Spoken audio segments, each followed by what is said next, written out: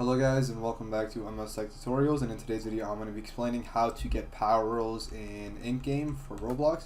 Let's get straight into the video. So the only way, or the easier way, and the one that does not cost Robux is just by winning the game. That is it. There is nothing else to it. You simply have to win the game or be the last team standing, etc. And if you are, then simply you unlock a power roll. Now, if you do not, that is one method. That is a free method. The other method, which is the Robux method, you just simply go to the shop, go to powers, and then you simply purchase a roll for 175 Robux.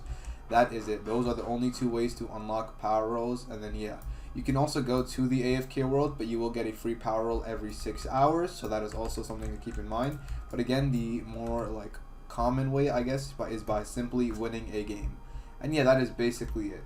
So that is how to unlock or how to get power rolls in Roblox in-game. So yeah, that is it for the video. Thank you guys for watching, and make sure to give the video a thumbs up, subscribe to the channel, and have a great day.